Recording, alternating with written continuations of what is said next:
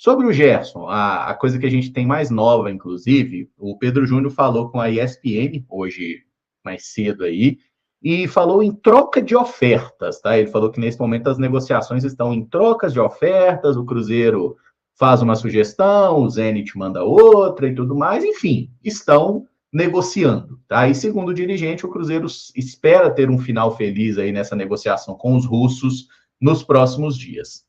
E aí uma pergunta que eu faço para vocês, até vendo a primeira proposta que o Cruzeiro fez, né, 12 milhões de euros mais o Jonathan Jesus. O Samuel Venâncio trouxe a informação de que o Cruzeiro conversa com a possibilidade de pagamento de dinheiro mais o Jonathan Jesus e sem envolver o Jonathan Jesus também.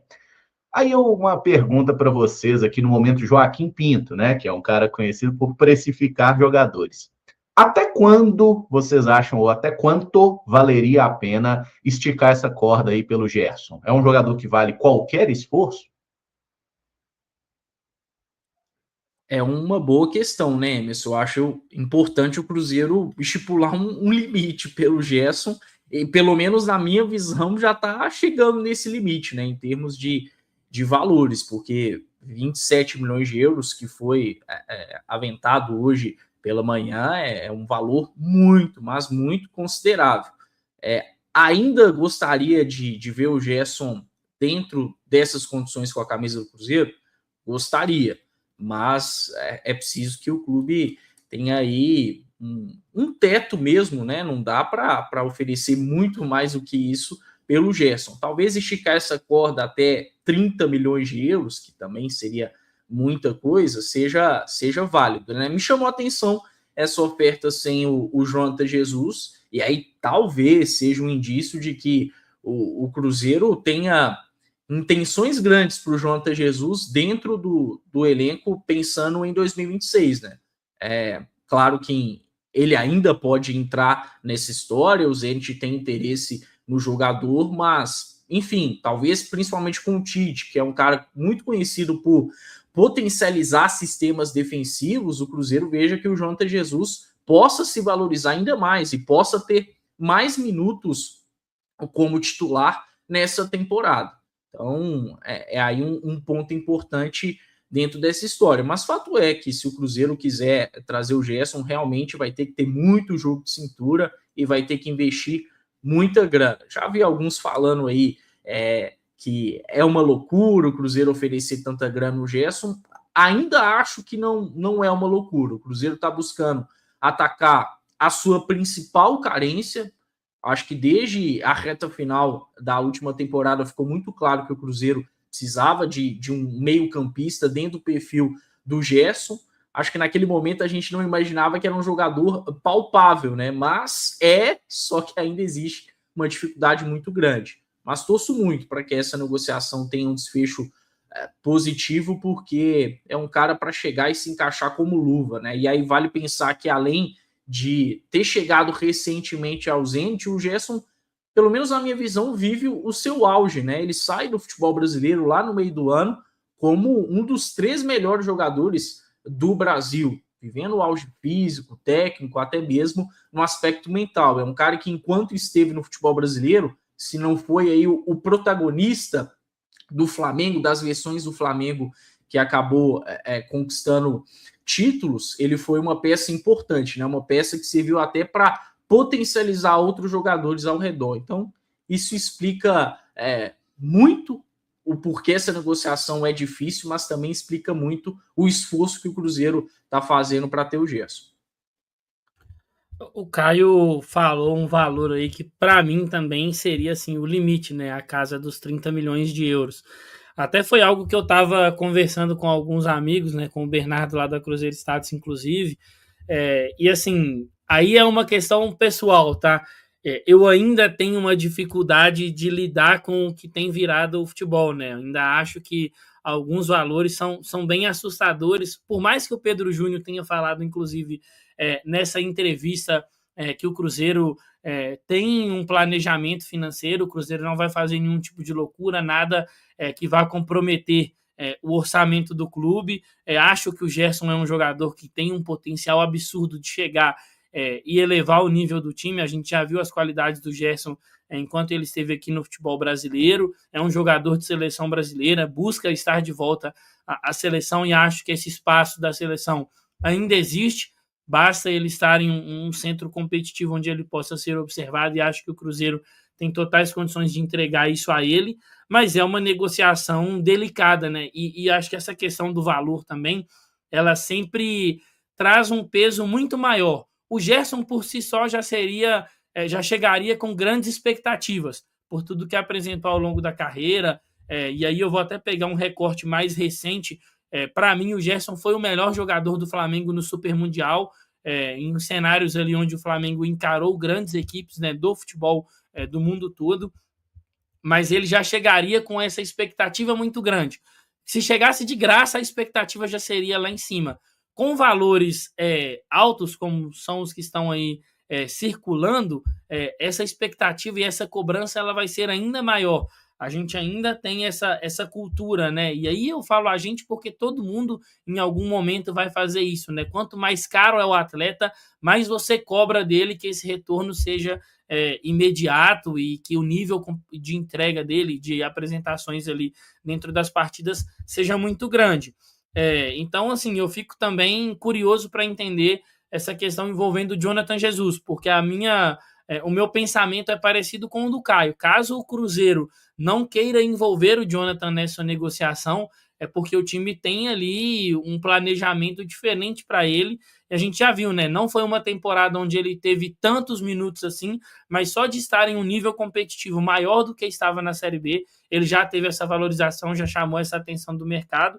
E acho que o Tite é um treinador que tem muita capacidade, como o Caio disse muito bem, de potencializar sistemas defensivos. E isso passa por potencializar também atletas. Então, o Jonathan Jesus, tendo ainda mais evidência, pode gerar um valor aí, né? Pensando no que é o Cruzeiro vender o jogador, muito grande. Então, eu acho que essa negociação é uma negociação muito delicada em todos os sentidos.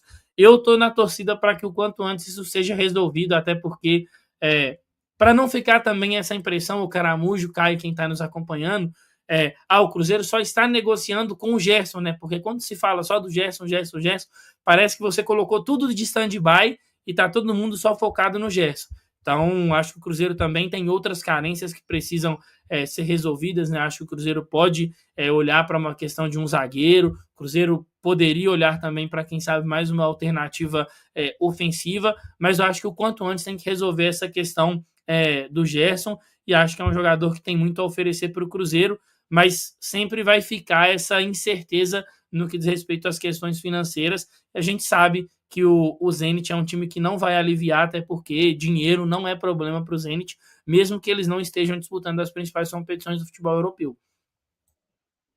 Boa. Estou vendo algumas mensagens aqui, gente falando que, igual o Thiago Michetti, essa novela do Gerson vai durar muito ainda. É a sensação que a gente fica mesmo, viu? De que vai demorar um pouco mais. O Pinho falou que essa novela tá parecendo que é o verdadeiro Gerson da década de 70. Esse é outro.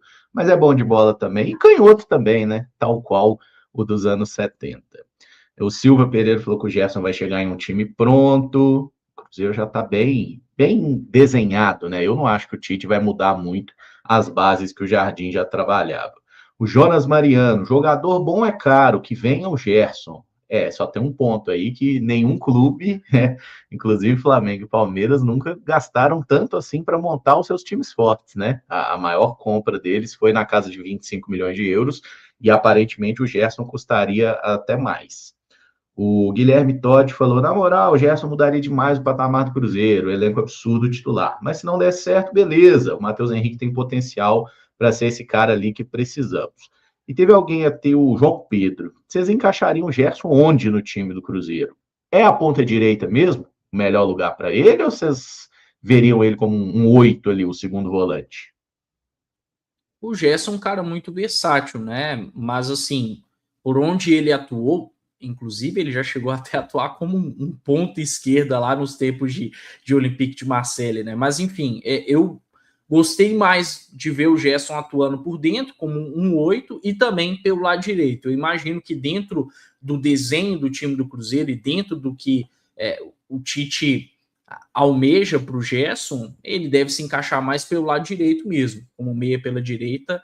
E aí é interessante a gente pensar numa disputa até de um ótimo nível por essa posição de segundo volante, né? Porque o Cruzeiro terminou aí com um titular muito claro, até capitão Lucas Silva, mas o Matheus Henrique dando uma ótima resposta na semifinal da Copa do Brasil, e o Christian poderia voltar a atuar na sua posição de ofício, né? E eu acho que são 3 jogadores aí com características diferentes, mas que poderiam perfeitamente disputar bem a posição, né? O Lucas Silva com essa cadência, com essa inteligência para jogar, o Matheus Henrique sendo o cara de mais qualidade técnica e o Christian sendo o cara de maior força e também com maior potencial para pisar na área, para fazer gols, né?